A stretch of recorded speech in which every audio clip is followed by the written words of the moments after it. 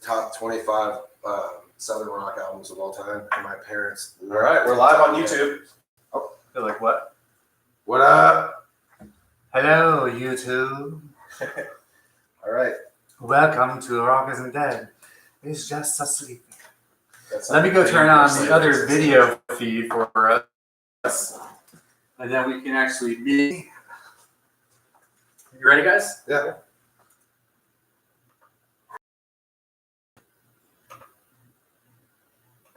Okay. I'm not going to linger. I won't linger. I won't let you smell my finger. All right. Okay. You guys ready? Yep. How many? What? I can't hear anything. It's because I just plugged my phone at home. Do we have viewers on there? No, Mark, we don't have They viewers on YouTube yet. They don't show? Hey, everybody. Hello. We are live on YouTube as well now. I'll post a link after the show. Oh. Okay. Yeah. What's up? What's up? What's up? All right, so you guys ready? Yep. Hey, motherfuckers. Welcome back to another episode of Rock Isn't Dead. It's Just Sleeping with yours truly, Willie Bread. That loudmouth motherfucker over there would be Mark the Audio Slave, and we also have Delta Drew Pearson back in the studio What's up? today. So, today we want to talk a little bit about a genre of music that we haven't touched on yet, and something that kind of bleeds forward with the blues, classic rock. You know, it's a scene that was happening while the 60s, early 70s psychedelic scene was happening over there in California that nobody really talks about or remembers about. We're going to talk about Southern rock and roll. Country. And as it well. kind of also Country as it kind of also blends in with our geographical location at this present ever so time. slightly. Ever so slightly. Where we're recording from Jacksonville, Florida. And if you guys know anything about Southern rock and roll, maybe a little band called Leonard Skinner, maybe the Allman Brothers, maybe Molly Hatchet. Maybe you guys ever heard of them? They are 38 all from, Special. Yeah, 38 Special. They're all from a very small, quaint little town that we currently reside in called Jacksonville, Florida. Home. Yeah. Also known as the murder capital of the world. I don't think that's true. Oh, But anyway, so got a nice ring to it.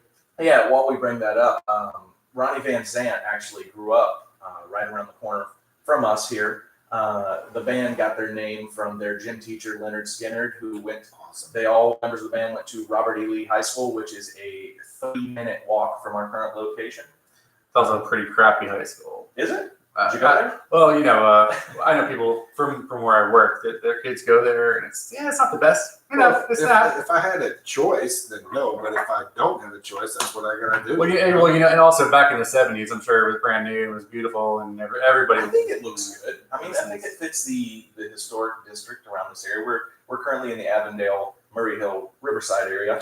Isn't Robert E. Lee? Wasn't he the general? Wasn't that Robert E. Lee? Yeah, General Robert E. Lee. I can't believe they even had that. I can't believe they haven't changed that name. I think Yeah. the Allman Brothers had a house called the Gray House that was not too far from where we're sitting right now. Right too. around the corner. The Southern rock bands were that huge in this area. Actually, another one that we could say not in Jacksonville, but not a far drive is Tom Petty from Gainesville as Yeah. well. Oh yeah.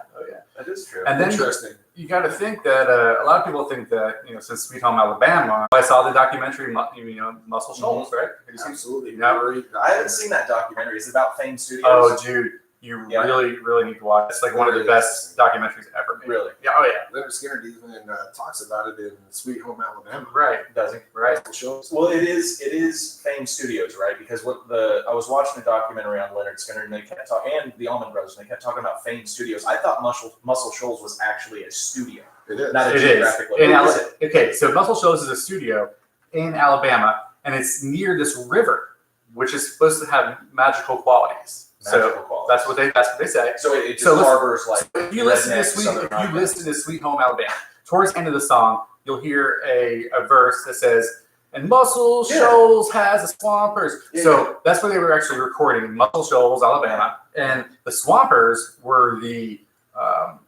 backup musicians, the musicians that they were using, backup musicians. Right? okay. So yeah, it's pretty interesting. Radical. Brown Sugar from Rolling Stones, I know, was recorded at that spot. Oh yeah, yeah. So many. Fleetwood Mac recorded there. Really? Aretha Franklin. It's kind of like an East Coast Sound City type of deal. Exactly. Sticky fingers. Exactly. I didn't but, realize but it was more, but more, more southern. Allman Brothers recorded there all the I time. wonder how long they've been around. Did they go into that at all? Like how long that studio's been recording? Did it start off as a soul studio and eventually go to a southern rock studio? I wonder. Drew It was can answer. born in 1969. Really? Mhm. That was when it was formed, huh? Yep. Mhm. It's. I mean, I can go down online, so it's pretty cool. I like it a lot. I like it just as much as Sound City, Really? personally. Yeah. I mean, it's birthed quite a few. Both of them have birthed quite a few powerhouse bands in their time. Sound City formed basically Nirvana, Yeah. Oh, yeah. And Soundgarden. Rage. Yeah. I think Fleetwood Mac was there as well. Yeah. They're all over the place. Yeah. Anyway, So one of the bands that I was going through now, a couple different bands that we can talk about that encompass Southern rock and roll, like we spoke about. A little Well, bit. okay. Well, before we do that, go a little bit, just a little bit more where Southern rock might have came from. Well, that's Southern rock, and I think one of the closest thing that you can almost hear to the blues in a more modern. And I say modern, I mean modern as in modern Southern rock, country mixed with blues, Right. And then they toned it up a little bit because that was the indicative of the era. it's more soulful. And yeah, Right. and you throw a little soul in there, a little bit of jazz. Back in the 60s and 70s, I remember my parents used to call country music country western. It wasn't. It was a different type of. It was a very Like mellow the very mellow country. like early Merle Haggard type stuff. Right. So they were talking about the Civil War a lot in those early, Southern rock bands. Yeah. And I'm thinking you're from Florida, right? Right. So let me ask you a question. Sure. When you watch Gone with the Wind, do you secretly still think the South is going to win? No. That was just No. Well, anyway, You mean, do I get my hopes up? yeah. No. Oh, there's Clark Gable. Maybe he will come through, and they will. No. Anyway, it's a I bad actually joke. kind of like that. The South doesn't portray itself to be like anything like that. Right. It is actually Some. very diverse. It's very Yeah. cool. It is. Exactly. It is. You don't want to get too much into it, but slavery lasted a lot longer in the South than it did in the North. Yeah, And that's- obvious reasons. Yeah, and that's kind of cool to me, what you just said, Drew, about the very big diversity of the South, because a lot of people that are, and you'll hear this with a lot of studio producers from out west in California, a lot of the northern producers up in New York and stuff. They'll say, hey, man, when we think about the South, we just think about country music and a bunch of beer drinking yokels, right? So in the essence of diversity in the South, you had bands like Leonard Skinner, and more specifically to me, the Outlaws and the Allman Brothers, because the Allman Brothers were a bunch of long-haired white boy hippies. Which Oh, also yeah. like Oh, yeah. in the band as well. Right, exactly. With J-Mo, their drummer. Absolutely. Yeah, he Awesome. was. I think who did he play for? I think he played for Otis Redding. Yeah. I think he was Otis Redding's drummer. It's pretty cool. Yeah, that's really cool. And so that is a very good point. That the South was even at that time. There was the scrutiny. There was the shades of the slavery stuff. I wouldn't say so much. Well, Slavery no. as segregation. They were just trying to portray the historical perspectives in an art form and known as Southern rock. So, to me, it's going to be blazing guitars and soulful singing. That's Southern rock. You got the It soul, really, digging down deep for the soul Right. of the South, of the blues. Yeah. And then you got these freaking blazing guitars, like the guitar solos, you have the lead guitars, the any ZZ Top song you listen to, or any Leonard Skinner song you listen to, any Allman Brothers, you're gonna hear that freaking guitar is gonna just be shining through It is. any of those And that's songs. because they had two of them, two lead guitars. You're correct, dude. I mean, literally, it's when you first started hearing solos in a lot of rock music. They played a little bit of solos, in my opinion.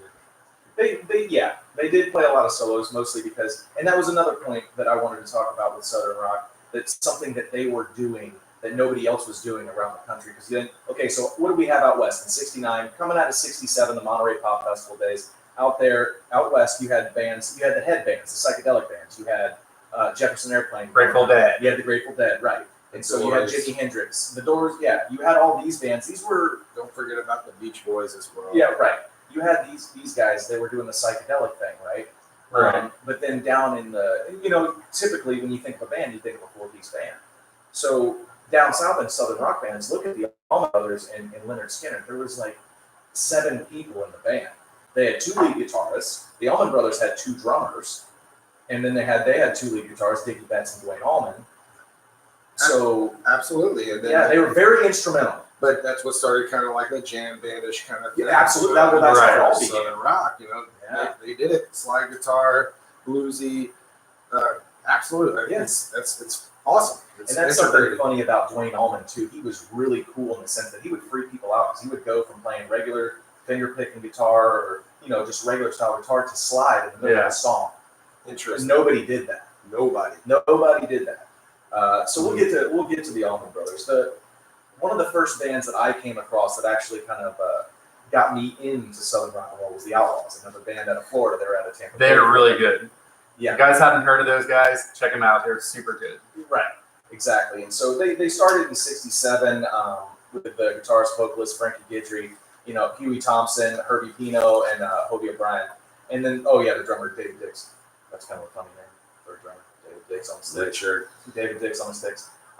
So they were around in Tampa, Florida. They did what everybody, all the Southern rock bands had to do is they flew up to New York City and then down to Miami. Right. That's funny. All the biographies for these guys, Allman Brothers, Blackfoot, Leonard Skinner, they all did the same thing. Blackfoot's from Jacksonville as well. Yeah.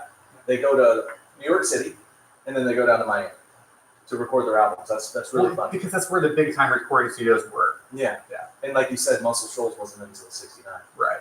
So they didn't really have a home base. Well, the Outlaws, I'm seeing here, their first album didn't come out until '75. No, it didn't come out until '75, but they formed in '67. 66, They were a touring band. They were a gigging band until their first album came out. There's a lot of bands in the Southern rock genre that I'm kind of like fooled by. Yeah. Okay, so like just thinking that they're from the South, but they're not. Yeah. For the biggest example is Creedence Clearwater Revival. Yeah. They're from San Francisco, Right. but they sing a lot of shit about New Orleans. Yeah. You know what I'm saying? Yeah. Then you have the Doobie Brothers. Yeah. Then you have Neil Young. Mm-hmm. So I And mean, he will remember. they just sound. They have that Southern twang to their voices. And Yeah. You think that they're from. Tom Petty's another one. Yeah. It's just. Talking about Neil Young, that's the first beef I've ever heard on a song from one to another. Which is interesting because they were actually friends. Yeah. But they didn't like each other's music. As soon as he said that, it was just gone. Just Well- an interesting thing with Leonard Skinner and Neil Young. Oh yeah. Well, it was in response to Neil Young's Southern Man. Yep. And Neil Young had put that song out, and Ronnie, because we'll get into Leonard Skinner a little bit more, or a lot of it more. But Leonard Skinner, Ronnie Van Zant was a hell-raising, beer-drinking, pool-playing, fighting motherfucker. Like he was, like when you think of the stereotypical like the South will rise again, it was Right. Ronnie fucking Van Zant. Did you know that he created all the lyrics for Freebird in the shower? Did he really? Yeah. Interesting. Yeah. Well, I did watch a documentary on that, and all his friends did say that about him. They're like, dude, that motherfucker was a fighting, beer drinking, yada, so on and so forth. But He was a wild child. he was also a genius. Like he was Oh, very intellectual, for he was sure. very intelligent, and he was actually very soft spoken. All those guys in that band were musical geniuses. Oh, in yeah. But yeah, Yeah. Ronnie Van Zant especially. Yeah. And Ronnie Van Zant's actually the one that got the Outlaws signed. The Outlaws were opening up for Skinner. And Yeah. they said Ronnie Van Zant went to Clive Davis, who was a record producer at the time, and said, hey, if you guys don't sign the Outlaws, you're the dumbest music person I've ever met. And I know you're not. So that's pretty cool. A couple of singles, if you guys don't know who the Outlaws are, a couple of their singles, There Goes Another Love Song, Green Grass and High Tides, both off their 75 debut album. They're pretty good songs. They did a few cover songs, Guy. They reached number 31 on the Billboard 100 list, so they're pretty big deal. Yeah, they're well known. They're well known. They put out, I think, like 8 or 9 studio albums throughout the years, and their last one was out in 2012. So I haven't listened to that one, but You were talking about unknown type Southern rock bands. I'm thinking you're talking about Point Blank, Point Blank, yeah. Grinder Switch. Yeah. Which is Grinder Switch is kind of funky. They were like a funky Southern That is rock. definitely funky. Yeah. Dig that though. Dixie Dregs is another one that Great. Wet Willie. Yeah. Black Oak, Arkansas is really, really, a really great band. Now I didn't know that Bruce Hornsby was considered Southern rock, but I don't know. a lot of the things that are considered Southern rock, because there's really a fine line in an open-ended conversation about where the blues and country music stop and Southern rock begins. It is. It is. But it's all about those blazing electric guitars, man. I disagree. I disagree because you have that in the country as well. I mean, Right. seriously. Yeah, but they're not. Think about Alabama. Okay, You have it, okay. you have that Marshall here Tucker as well. Band. Marshall Tucker. Little River Band. Absolutely. Rosington Collins, man. It mixes a lot of country. So where do they draw the line now? So I'm not big on modern artists, and I'm definitely not big on country music. Older country music I like, some George Strait and stuff like that. But there's a modern country artist. I know you guys have heard of him, and I want to see what your thoughts are on him. Chris Stapleton. Love him. Is he Southern rock and roll, or is he country music? Well, I think actually his solo stuff is with Mark on the way here. He's in another band. and Steel Drivers. Absolutely, it is. You can hear it in his newer Yep. albums. He is rock influenced country. It's just to me, it's a way that you sing. Yeah. It derives from And that. it's funny because they play him on rock music stations and on country music stations. Yeah. I've heard him on both. And today, when I was driving back from work, it was one of those. He is the only modern country artist that's like got me into the roll the windows down, Quiet Riot, volume to. I disagree. Really? I have one that's I like even better. Really? Who? Blackberry Smoke. Never heard of them. Oh, Cherry Smoke is They're so good. Definitely, I So agree good. on that fine line of where he's trying to dig at. he's I- country, but he's on that Southern rock edge It's as got well. that bluegrass. Check him out. to it. Check him out because I've seen them live and I've seen them on DVD, and I love all their shit. They put a really good live show on, and to me, they sound great. Yeah. All right. So let's talk about Skinner a little bit. What do we know about Skinner? What do we love about Skinner? Great American country music. smell. I They knew are it was gonna great be that. American country rock music. They are southern. That's a long title. They are southern as you can get, They are. but they are very heavily blues influenced. Mr. Banker they shine it. They're blues influenced, but country as well. You know what's funny? That a lot of people don't agree with Florida as being a Southern rock state, even though we have the most Southern rock bands. That's that because come they've out of never this. gone on Google. But When you go Google when- Southern Rock and see where it started. most people think of Southern rock, they're thinking like Kentucky, Tennessee, all the good old boy states. Then they don't think Florida. They think, oh, you go to Florida, you're. Well, that's you're the thing about Florida, man. I grew up here, and when everybody thinks about Florida, they think about Miami, right, or Tampa, or something like that. Yeah. And I'm going to tell you something. And Miami's just nothing but little New York and little Cuba. Right. Get in Jacksonville, get on I-10 West, and head west about 30 minutes, and stop and get out of your car and look around. Swanee. You're out there in the swamp, or you're out there in the snow. You're in Stark. Yeah, you're in Stark. You're out there in the business, man. Florida's a very southern state, and I don't imagine they had much going on back then. I have to agree. You know what I mean? I mean, living here for 25 years, I agree. It's a great little state. So what do we love about Leonard Skinner? Well, they're probably the most well-known. Yeah. Southern rock. I'd say like, in the most leader. in your face. Yeah. You know what I mean? They were lyrically. Everybody could understand and relate to what he was talking about. Oh, yeah. Music wise, very easy riffs. It was just good music. Everybody could relate to it at that time period when they came out. Just feel good music. Yeah. And Rebel didn't care. This is how it is, especially fighting with Neil Young. It just drove it a little bit. I wouldn't want Jenny to contemplate suicide in Forrest Gump with any other band except for Freebird playing on the radio. Get the fuck out of That's there. fucking funny. So we talked about a little bit about the Allman Brothers with them. Okay, so Leonard Skinner was very well known for being one of the most in-your-face Southern bands. They had that ever. 3-guitar attack. Yeah, That's what it was. An assault. That's They 3 brought guitar it to the assault. masses. They brought it to the masses. They did, Yeah. and you can see too because a lot of the Southern rock bands they didn't have they didn't accentuate the Confederate flag the way that Ronnie Van Zant and Skinner did. At every show, they had a giant rebel flag. I'm not saying there's anything wrong with that. Who Skinner Nothing Skinner wrong didn't with have that. that? No, Skinner They did. did, have yeah. that. There Almost ain't nothing every- wrong with that. No, there's nothing wrong with that. But they were very Southern. They were very, I'm from the South. I love the South. Southern pride, ye fucking haw. And they didn't give a shit about anybody else's thoughts on the matter. And I love that. Yeah. And it is true. I mean, Yeah.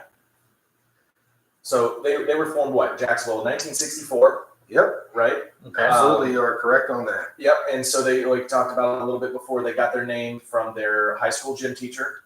Right. Right? That's exactly correct. Yeah, over there at Robert E. Lee High School because he was such a fucking hard ass. And so they started. They got together. The guys got together. Ronnie Van Zant, Gary Rosington on guitar, Alan Collins on guitar, Larry Junstrom, and Bob Burns on the drums. Absolutely. Have you ever seen Larry Junstrom just died recently? He just died a few months ago. Have you ever seen a picture of Larry? Nope. He's a monster. Hmm. Motherfucker's huge. Nope. Big Larry. Big bass player, man. All right, so in 69, or they formed in 64, by 68, 69, they were an active gigging band in Jacksonville. And so they're doing the normal thing. They're doing the thing the Allman Brothers did in Daytona. They're doing they're doing what every other band does. They're playing local bars, they're gigging. And by 1970, they're the band in Jacksonville. Yes, they were actually touring for other bands back in the day, starting them out. I can't actually sit here and remember right now, but when they came out with the album self-titled Lynyrd Skynyrd, that's when they had Tuesday's Gone, Give Me 3 Steps, Free Bird. Then they started What a album, dude. Then they started filling up the stadiums. Then it started exploding for them. Then they came out with other songs, and they could be themselves, in my opinion. Yeah. Oh yeah. They were free. They're just such a good band. The way they write music, the way they do it, it's just all Yeah. it's just badass. It's badass because they don't give a fuck. Nope. But that was the album. That was their. It was basically Biggest their, album. their crowning jewel. Yeah. And they could do a lot with that. Yeah. And then after that, then they had their plane crash. They lost half. That was their band. October 20th, 1977 in Mississippi.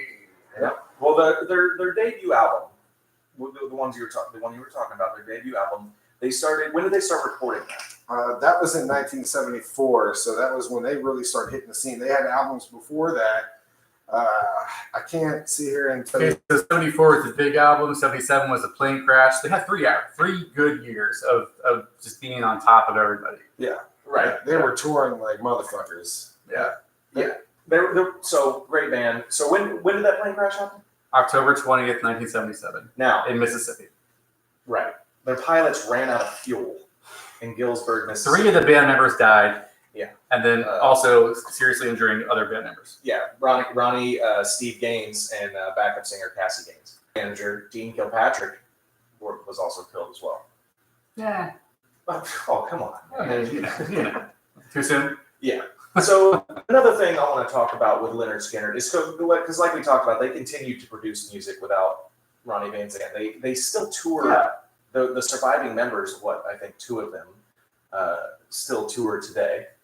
Right. Now, it's the same concept in I think that I feel with Zant's son is one of the lead vocalists. Yeah, probably. So I want to get your thoughts on this, because specifically with Skynyrd. So should Skynyrd be able to tour? Should bands in general be able to tour under the same name when their frontman dies, Is it just one person? or multiple people? Is it just one person? I'm talking frontman. As long as blood relatives or original members are still involved, I think it's okay. Now, did you see what I posted the other day on our website? Mm-mm. Okay, so the other day, Well, I'm sure I did, but refresh my memory. Aerosmith's original drummer wanted to rejoin the group, and they're making him audition. Do you agree with that? Yes. Uh, Yes. I don't, but it just. How long have they been separated? How long has he been separated? Probably Absolutely. 20 years. Yes. Then I would say yes, you should audition. Yeah. You can't come back. But they're the first band to actually go back and say, okay, you want to be the drummer again? You got to audition with 10 other guys. Well, I mean, a lot can happen in 20 years. Yeah, he's probably not going to be as accurate as he used to be. You know that.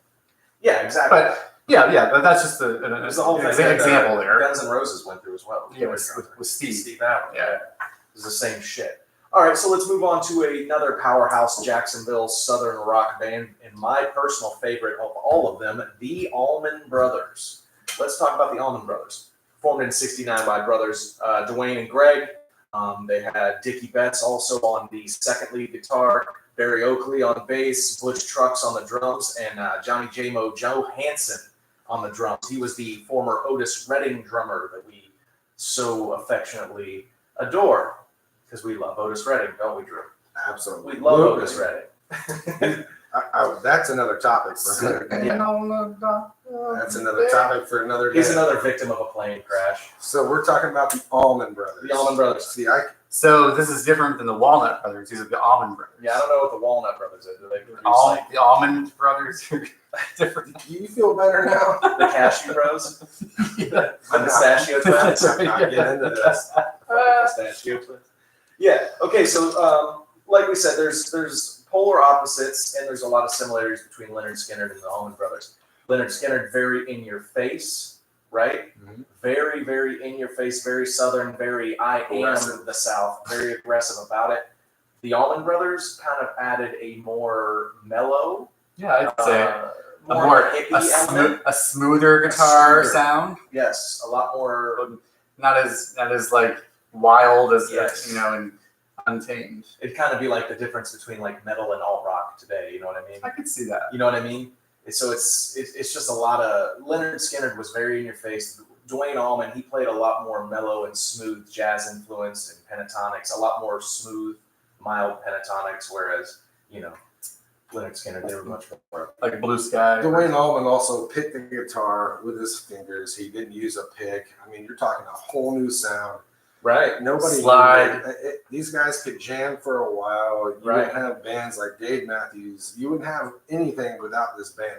I think this band is so influential in so many ways. They are. They had so many albums. Live at Yeah. the Fillmore is That's a great album. I actually just bought that today. Live at the Fillmore. Bro. Double LP, double live LP, right? absolutely, and Yeah. they were so long tracks. It was Oh, yeah. unprecedented. That's funny because that's one of the things that I do to people. Like, you ever go to a bar with a jukebox you can control with your Bluetooth on your phone? Absolutely. Whenever I'm having like a music war with somebody, my go-to is Whipping Post Live or Jessica. It's a 24-minute fucking song. I don't blame you Yeah. at all, dude.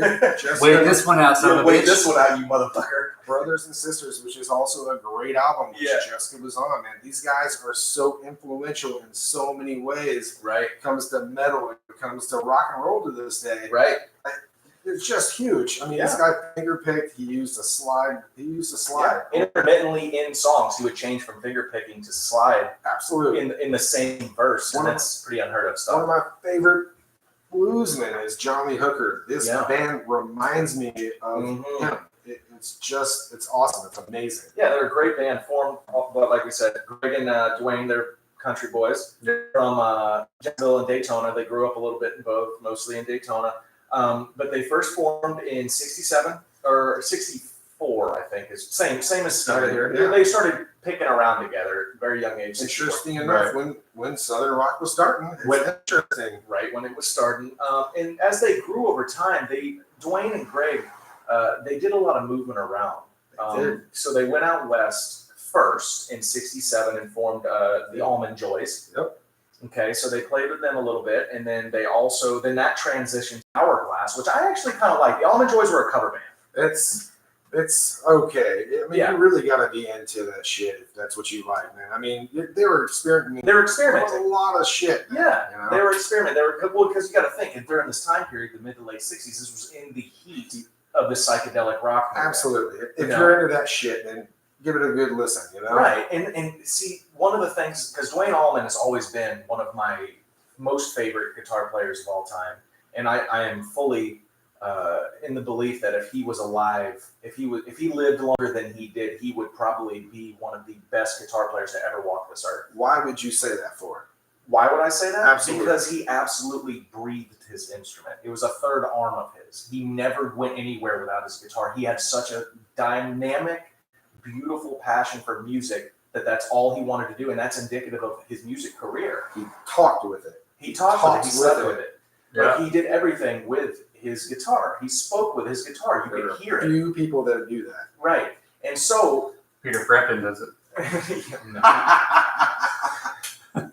you're full of one-liners over here, Mr. Dangerfield. Who's that Bon Jovi guy? Oh yeah, Ricky Zambora. He does that. Ricky Zambora. Stop. Yeah, stop. So, and that's another thing and one more thing that I respect about Duane Allman is it's the same thing as Eric Clapton. It's the same thing that I respect about Eric Clapton. They were both very good friends.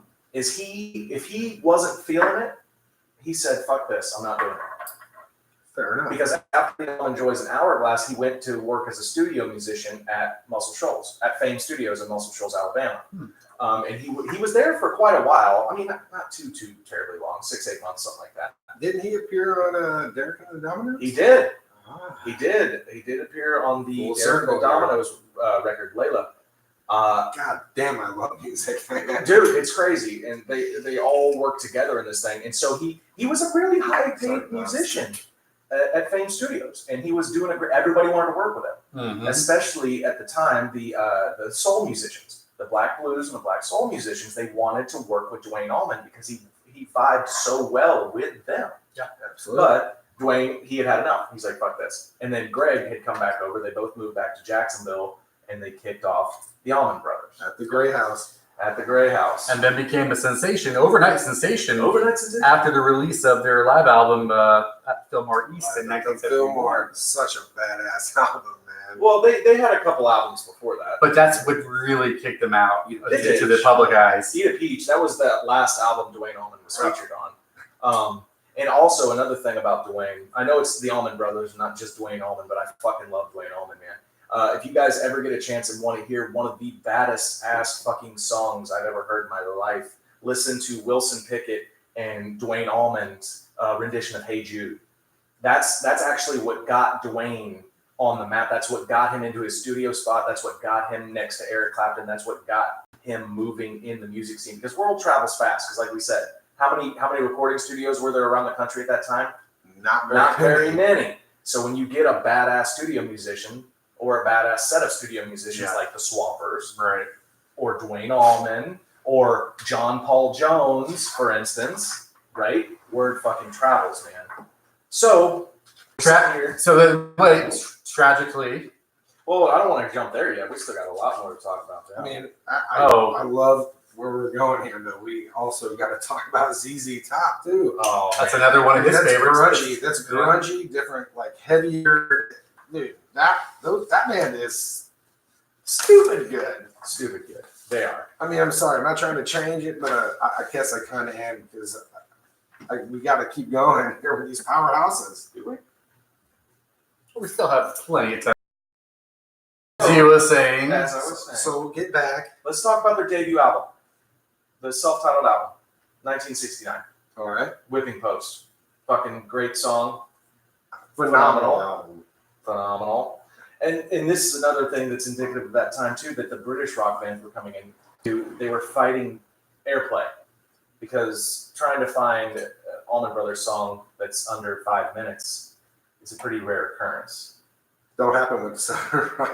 It doesn't happen. well, not like today's day and age where you could just like cut out a couple solos here and there. Well, I guess they could have done that back then too if they really wanted to. Yeah, they could.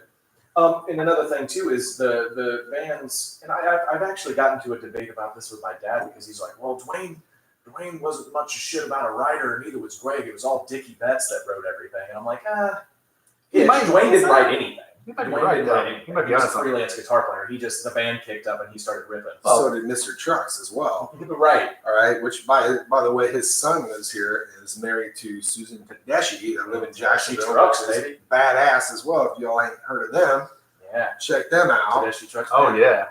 God, Oh yeah. this southern town is just reeking Booming. with southern rock. Booming. Now Dickie Betts, he wrote Jessica. Dickie Betts wrote a lot. He wrote a lot. Dickie Betts was, I will say, he is one of the primary songwriters, but he didn't write everything. Yeah. And he's also a fucking, I don't want to give all the credit to Duane, because they had two lead guitar players. They had Dickie Betts and they had Duane Allman. I don't want to give everything to Duane. Dickie Betts was a fucking badass guitar player. I will have to say, I can't do not quote me, but I think Duane Allman did write Melissa. He did. All right, which was another total hit for them. Oh yeah. And he wrote Little Martha. He wrote Little Martha too, which was about a stone statue of a little girl in a cemetery that they used to go smoke weed in. I forgot about that Oh, he also wrote Shaniqua. Don't forget. Yeah. Shaniqua. one. Will you stop? You didn't write that one? Fucking I Rodney. must be wrong.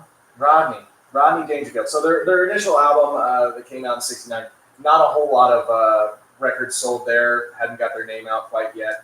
So they start touring like every other band does. 1970, They released their second album, Idle Wind South. Pretty fucking great. They were living in Macon at this time.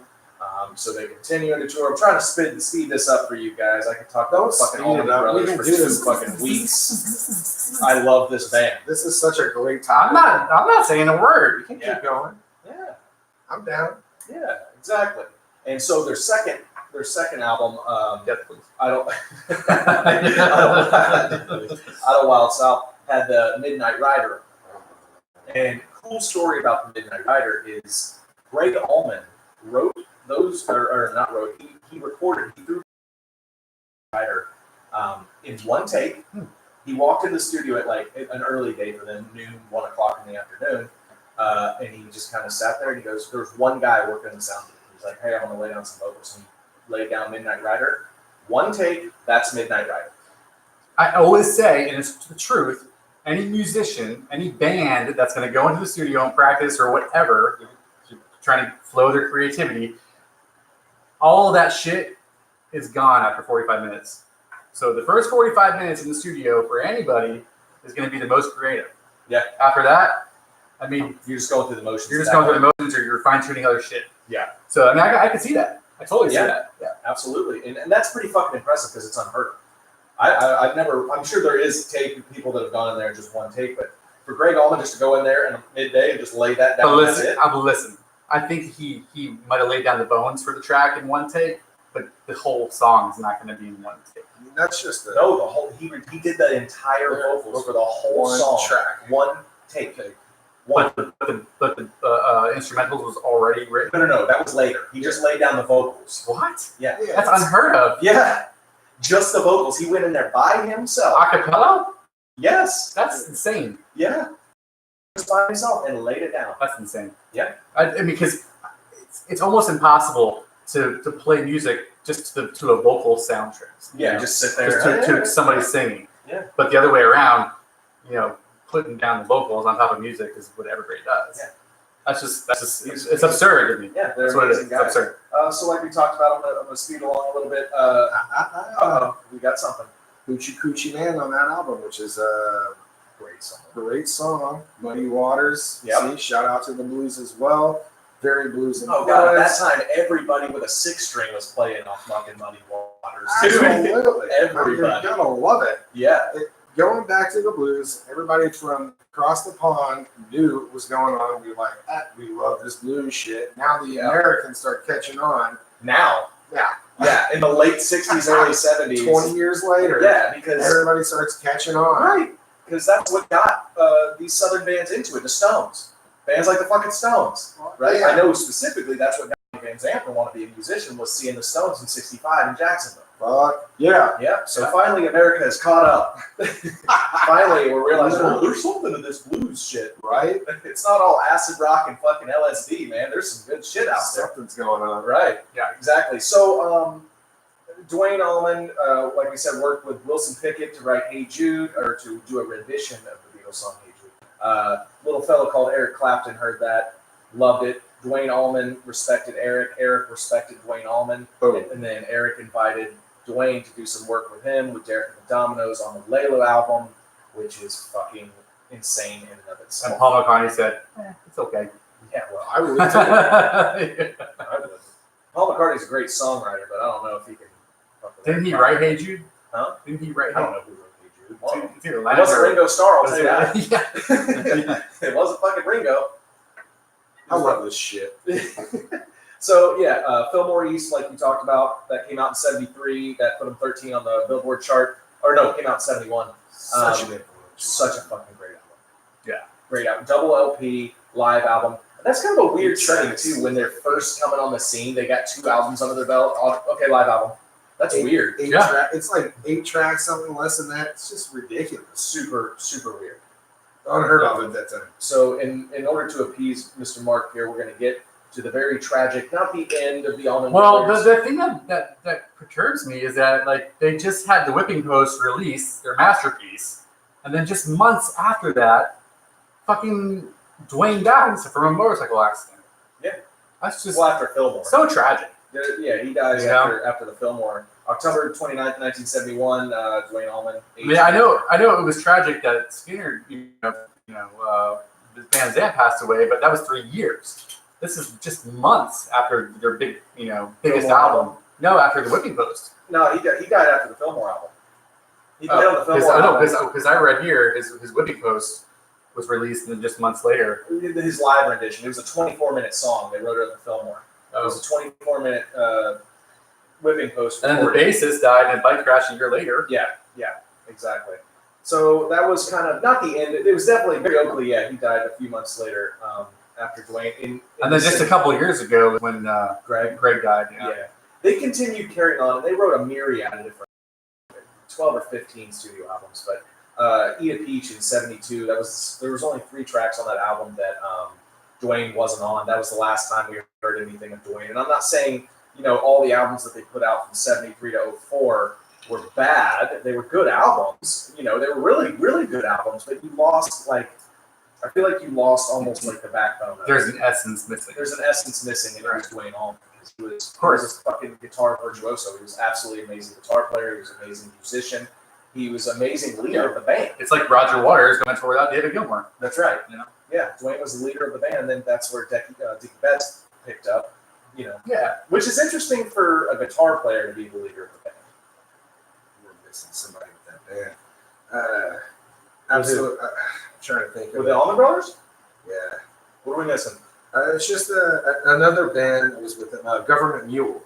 Warren Haynes. Warren Haynes. Yeah, they pulled him in. Same Well, they band. pulled Warren Haynes in to replace Dwayne. Yeah.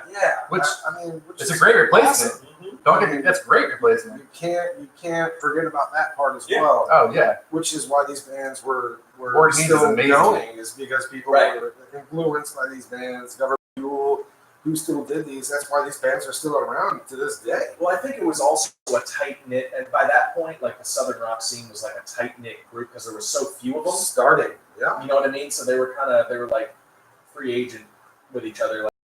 God, you come over here, Warren Haynes and shit. So, like I said, they put out great music since Dwayne died. They did. Absolutely. Great music. But to me, there was just a little bit of something missing from their albums. Yeah. Just to me. Not saying it's a bad thing. There was just something missing. I know you're not saying it's a bad thing, but why would you say that? What is the thing? Just because they slowly faded out. You know what I'm saying? Yeah. People weren't paying attention anymore. Good, but you still have your followers. You're still. Yeah. I'm not saying they still toured. They still did the Swanee Fest. I think what it was is Dwayne, his personality. He was the leader of the band. He was very matter of fact. He was like, we need to do this. Let's go do this. Let's go hit New York here. And so when Dwayne left, I think maybe under Dickie Betts that it was a little bit less. They were great musicians. They were all masters of the craft, but it was a little bit less hard-nosed, spear-driven. Hey, let's go. Absolutely. Creativity. So you have your jam band kind of shit. That's what Right. Yeah. That sparked all that. Oh yeah. Oh yeah. Besides the Grateful Dead, you have and Right. the Grateful Dead were doing it, or yes, in a psychedelic Yes. kind of way. But But Rush. I love this. But you had the Allman Brothers, Yeah. and they were surviving off that, and people were digging that. It was a brand new kind of thing Yeah. out here, and that's what it was. And Yeah. that's why I wanted to ask you that. It's just they're such an influential band Absolutely. when it comes to A everything. lot of people though have a stigma when it comes to it's not all the original members. Craig or Dwayne's dead. You know what I'm saying? So they don't want to even give them a chance.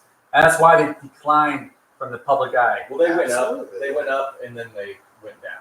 Yeah, and then they spread it out. The bassist is dead too. Just like what you were saying Yeah. with Harry Oakley was a fucking badass bass player. see, we're getting somewhere. He was a badass. Now bass we're player. talking. This is badass right here. What Yeah. we're talking about. Yeah. Southern rock is a tight knit community. Yep. It's badass. Yeah, it was. Yeah, it still is. And it's It still is. So let's get to that other, in my mind, the other trio of the badass Southern rock bands, fucking ZZ Top. the heavier. This is the heavier side of it.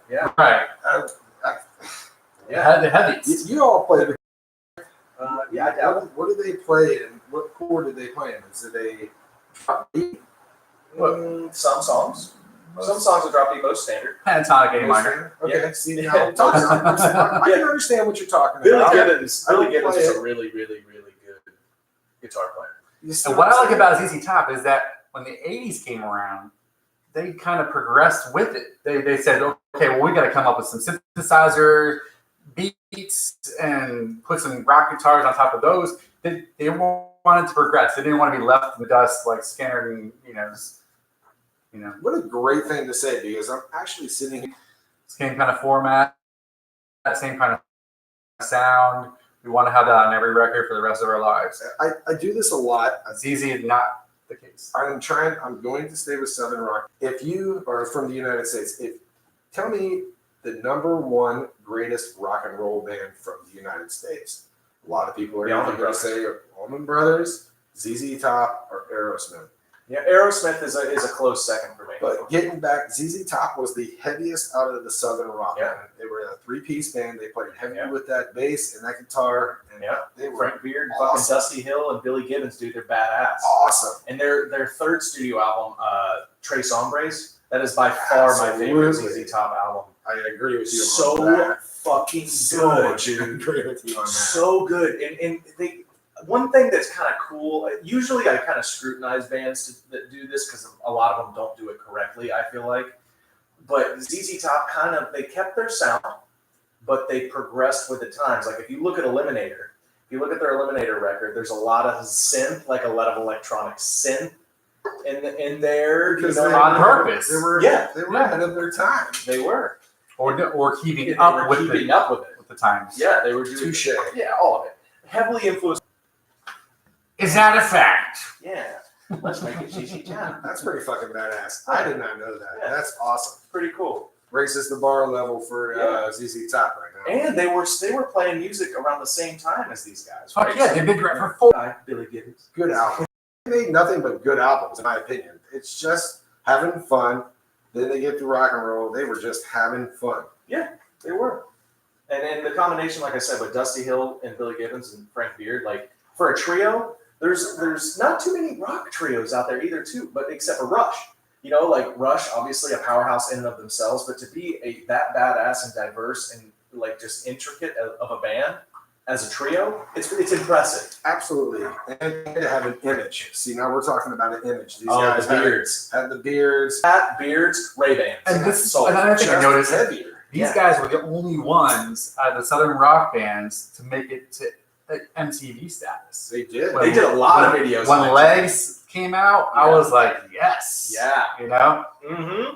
And I never saw a Leonard Skinner video on MTV or Allman Brothers. I mean, it was a different generation. And Yeah. ZZ Top stepped up to the plate and said, we want to be part of that. Yeah, I think they were Damn more. right. I think they were a more like all the Allman Brothers. Arguably, they're more of a jam band, right? Yeah, absolutely. Skinner was a bar band, touring bar band. That You got never saw big. Zeppelin get on MTV. This is I how mean, it was diverse just, we're getting. with Yeah. Southern if you rock. wanted to do an MTV video, otherwise they'd be like, all right, fuck off. And they did You don't that. need to do that. Nobody else did that. They stayed with it, and you're absolutely And right. they did a great job with your Absolutely. trademark, card pulling up, Yeah, and the elevator, yeah. Love it, man. Absolutely. And I think the Trace Hombres album in '70, because their one before that, Rio Grande Mud, that was a really, really good album. They had it was the first time they hit a chart with Just Got Paid, so that's a great song. But Trace Hombres had LaGrange. Dude, Now hands that's down, a fucking song. hands down their best album, in my opinion. Me too. Easily. Bluesy, Absolutely. grungy. It was still grungy It was blues. heavy. It was just something that nobody Right. ever heard before. Absolutely. It was good. It was great because then 2 years later when they released Fandango, Dango's fourth good studio as album, well. in '75 with Tush. They were getting their niche. That's when they were starting to pick up like real commercial success after Tres Hombres. After LaGrange, because they started putting out on fucking radio, man. And they started progressing a little bit, and the momentum started picking up. And by their fifth studio album, Tejas, in '76, they were getting up in the top 20s on the billboards. They were moving. Dude, they are, in my opinion, just a band, and they still do it to this day. It's just not a lot It's to talk about. And it's interesting too because most bands they hit a peak, they go down, they may drop an album that brings them back up a little bit, but then they go back down. I mean, they have their niche, Love it. like we talked about with the Yeah, Allman yeah. Brothers. They have their niche, the people that listen to them. But ZZ Top, then in '79 they released their DeQuello album, and that's when they signed with Warner Brothers. So we're talking about a band that's 10 years going still. Getting a little bit of a different sound, so I know Yeah. exactly what you're talking Yeah. about. So listen to it. Yeah, and then by the time Eliminator came out in '83 with "Give Me All Your Lovin'" and "Legs" and "Sharp Dressed Man," that was a fucking "Sharp Dressed Man." That was a fucking powerhouse album. This is where I wanted to talk to you earlier. It's just like you got to start thinking about albums sometimes with talking about Southern rock. Oh, some of these albums that were out, we didn't even talk about. You got to understand, some of these albums are just so monumental. you're right. And not to mention like the spinoff of with Johnny Van Zant, Ronnie's brother, 38 Special, out of Jacksonville. They were fucking great bands. They got Bad Company. Were they Southern rock? That's funny, dude. Over there, I was thinking that the other day, like, is Bad Company Southern I rock? was gonna ask you guys that. I'm glad you brought that up. What would you consider Bad I Company? think they are. I think so too. They are. Yeah. I remember back in the 80s, though, when ZZ Top, Gillette offered them $1 million a piece to shave their beards off, and they said, fuck you. Those things are impressive. I used to work at my dad's tobacco shop when I was a teenager. And we had this guy, I forget Gene. His name was Gene. My dad called him Mean Gene. Come in, and he looked fucking identical to Billy Gibbons. Like, if that motherfucker walked in here right now, you'd be like, dude. It's him. Identical to fucking Billy Gibbons. He's got crazy rings, though, the guy from ZZ Top. Yeah, he did too. He motherfucking did too. He could have been a stunt double. If fucking Billy Gibbons was in a like Die Hard movie star player, I've been playing a lot of ZZ Top lately. Good. I've been playing a lot of their stuff, and I really enjoy it. BB. Oh, BB King. Yeah, That's BB right. King and Sorry. ZZ Hill. Stupid. So yeah, let's talk about a couple honorable mentions that we didn't get to talk about tonight. We're talking about like Black Oak, Arkansas, formed in 1970. The Charlie Daniels Band. Charlie Daniels. You guys are right. The last time I saw the Charlie Daniels Band was in South Florida, and my friend was a little bit drunk as we were leaving, and there was a pickup truck in front of us, and they had all these people sitting in the back of it, and they had 2 rebel flags hanging out the back of it, and what does my friend do? He smashes into it. On purpose? And they screech to a halt, and then he looks right, like a diagonal group of cars just open up a lane to the right, and he just, and he gets away. Wow. He didn't hit him that hard. I was like, you were probably going like 5 miles an Are you hour. doing it on purpose? No, fuck no. That's really fucked up. It was scary. Yeah, It was scary. And what about Molly Hatchet? We talked about them. Molly Hatchet. Formed in 71 here in Jacksonville. What was their Disaster? So that was their number one hit. Disaster. You gotta Yeah. love it. Good shit, man. Marshall Tucker, like you said, Blackfoot. Another great band. The only other one Yeah. I particularly You didn't say the Rollins band, did you? Rosington. Oh. Bob thought you were talking about Henry Rollins. Seeger can consider silver bullet Yeah, band. you could. I mean, this is what I was talking to you that- on that, the like- way over here. Well, yeah, because there's a lot of bands that sound southern, but they're not. Like Creedence Clearwater Revival. Country Western is what You you're have talking the about. Doobie Brothers. You have Doobie Brothers, Tom the Petty. Beats, that's Yeah. you. Even you can even go as far as say Steve Miller Band. Yeah, You know. arguably. And then for as far as the new blood, besides the ones we talked about earlier, what's the country guy? The Staple Hold or Staple Face? Chris Stapleface. Chris Okay, Stapleface. so Chris Stapleton. Then I told you about the Blackbird Smoke, and then we had the Black Crowes. Black Crow. Well, Very. Actually, that yes. to me starts dabbling in this new age kind of. The Black. Okay, yeah. The Black See, Crows. Black I thought you were Crows. talking about the Black Keys for a second. I thought No, you were no, talking no, about no. Black Keys. I was like, well, They're a little they're a little bit rock and not roll. I've actually Yeah, the Black Crows very much so. Yes. Jimmy Page with the Black Crows. And it is very southern. I would actually agree with that. Yeah. Oh yeah, I agree with it now. I thought he was talking about the Black Keys. Great band. Yeah. A lot of their songs are very blues driven. I mean, Oh, absolutely. All of them. All these guys. all of them. And It's insane. I think now we're going back full circle as a society. I was talking to Kristen about this, my wife, the other day, where I think creativity has almost come to a screeching halt in the sense of like, look what movies you're seeing out nowadays, like It. We're seeing renditions about It's shit all that's already been done. reboot city. So rock and roll music kind of has gone to the wayside a little bit, right? It's just sleeping, I'm telling you. So what's happening nowadays that I'm really impressed with is bands like the Black Keys, bands like Rain Wolf, bands like Gary Clark Jr. These guys are revamping this southern rock blues stuff and infusing it with modern day synth and electronica, and it's fucking awesome. But Don't forget about JJ Gray and Mo Bro. Yeah, By the way, Yes. they're from Jacksonville. right. dude. And they are Tedeschi trucks. Absolutely. Exactly. So it's making a comeback. It is And right it's there. great. It's right there in front of your face. Yeah. I mean, Johnny. What is his name? I think it's Jimmy Strings. Johnny Yeah. Strings. It's right there. Yeah. All there. It's good shit, man. Wish I could say more right now. Yeah. The mind's going. Yeah, it's all making a comeback, and Southern Rock Blues is infusing, like I said, with a little bit of the modern synth rock and electronic stuff, and it's sounding good, and that's what's getting big now. So I'm really happy and appreciative to see that this is the direction that a lot of rock and roll bands are going in today, and I'm really excited to see what the future holds for the rock generation with this. Damn right. So I think that's all we got today. Oh, Let's wake up rock and roll. that's it. T-shirt giveaway. Tony Lloyd, you are the winner of the T-shirt contest. So we will be giving you your T-shirt here in the next few days or whenever we contacted That's via email. you will be contacted. I ain't calling you. Yeah. So anyway, guys, go check out our Facebook page and our Love Instagram. it, Tony. Rock Isn't Dead. It's Just Sleeping. We're also on Twitter, and we also just debuted our show on YouTube tonight. So I'll be posting the link to that. So I hope you guys enjoyed it, and we will see you motherfuckers next week. Love Bye, y'all. guys. Take care. Bye, motherfuckers. This shit's getting. It does that, man. I can stop this thing. Hmm? It won't stop. Try real hard. Stop! Just click finish in the bottom right. I know.